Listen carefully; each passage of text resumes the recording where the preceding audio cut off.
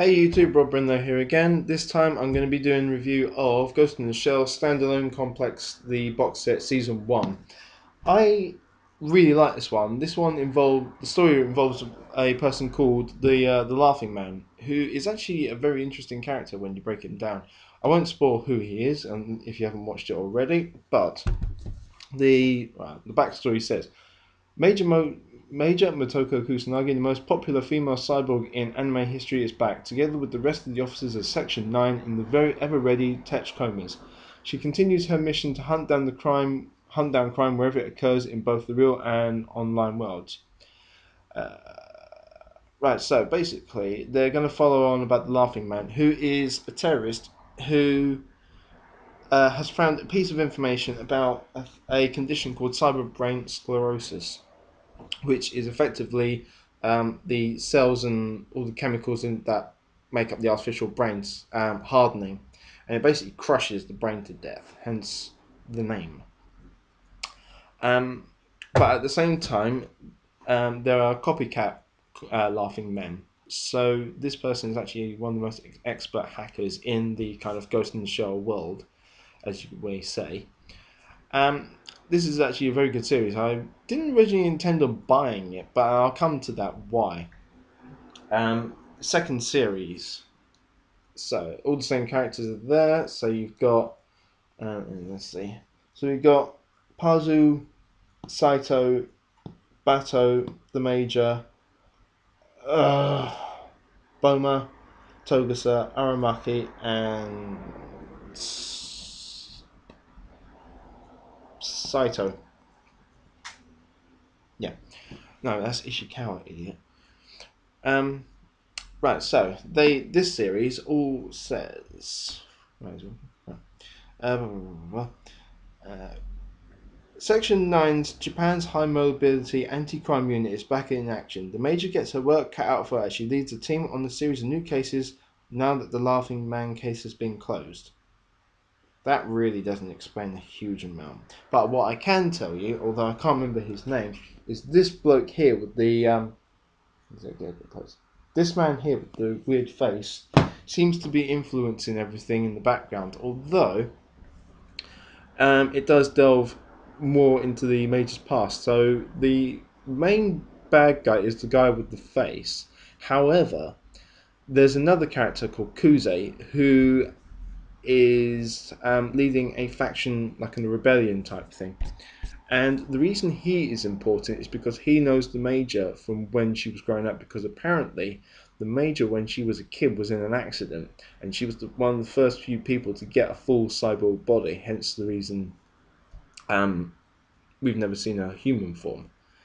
Kuze was, I don't know if he was in the same accident, but he was hurt somehow, and he effectively had like a stroke, but it didn't paralyze his brain, it only paralyzed his body.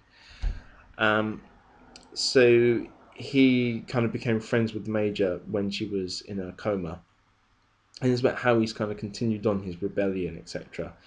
This series is actually very good. As I said, I didn't originally intend on buying it because I bought the original film, which I'll come to in a second, and I just started watching. I watched it again, and I kind of started reading the comic.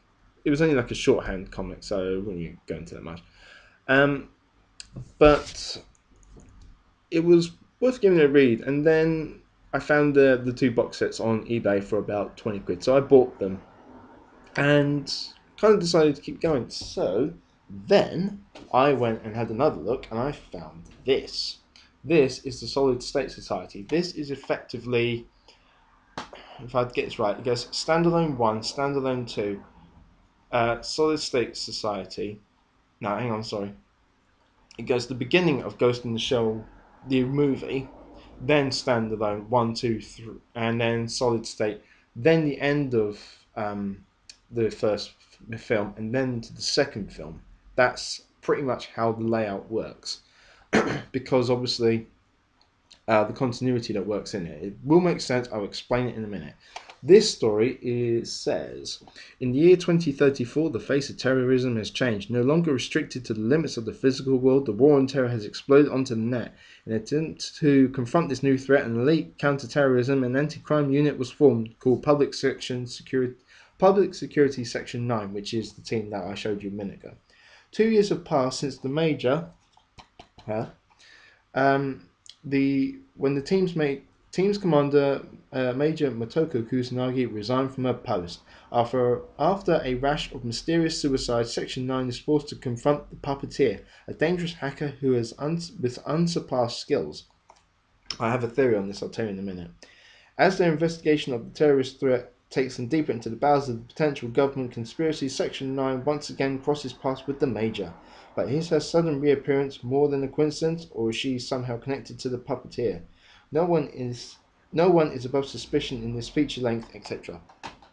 Now, if ever you've seen Ghost in the Shell, the first film, we know that there is a person called the Puppet Master, this is the first film that started it all off for me.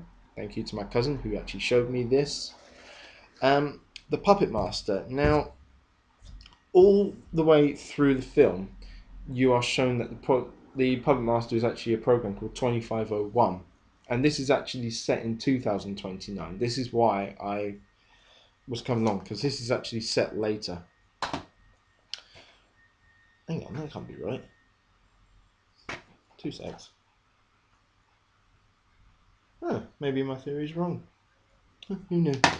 Anyway, so this film is about the Puppet Master and how he has gained self-awareness. It's kind of like Skynet, but without killing everyone in the world. Then we go on to Ghost in the Shell 2 Innocence, the movie. It says, in the year 2032, the Earth is a world where few remaining humans coexist with their artificial limitations, cyborgs and robots. I'm going to give the real quiz. The Major is only in this for about 15 minutes, and it's voiceover only. You do see a single shot of her earlier on in the film, I should say. And it's all about how someone is basically trying to kill people with sex robots, effectively, and how they're kind of being linked up to people. Out of both the films, this one is the one that I enjoyed the least. It's a very good design. I won't debate that. However, the story on it is not very good. The rest of the series, however, you can watch. Now that I've just read the back, I think my theory might be slightly wrong, but the general gist of it is, so, like I said, so the first half of this, then that, then that, then that, then back to that, then that. That's how I thought it went.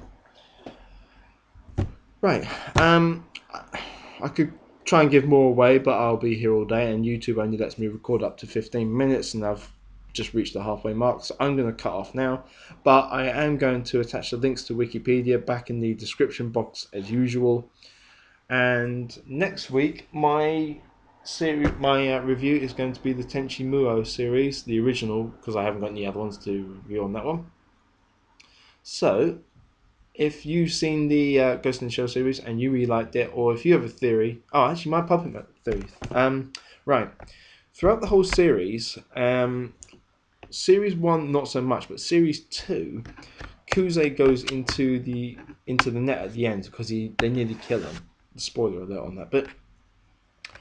And I think he becomes the basis for Project 2501, because later, when the Major downloads into him, he kind of accepts her and rejects her at the same time. So I think part of her consciousness is part of Project 2501. At the same time, in Solid State, there's the Puppeteer program. I think that joins up, and it's effectively like a fusion of the two. If you watch Solid State, you'll see a lot of the Puppet Master's kind of traits starting to come out, and then obviously it goes into the film, and then it goes into Innocence. If you've got another theory on that one, I'd like to hear it. Please put in the link below. Please, one thing I am going to ask is, I keep getting links that have nothing, like video links that have nothing to do with this. Can you please not put them on? Okay, I'm really not interested, and I will delete them. Okay, then I got one for about God on one of my Harry Potter reviews, and I'm really not interested in that, so please don't do it.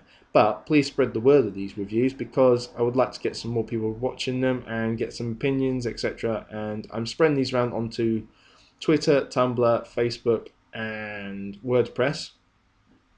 And that will be all for today. So have a good day, and enjoy the sun if you've got any, because I haven't, because this is the weather I have to put up with. Lovely, isn't it? So I will see you later. Bye.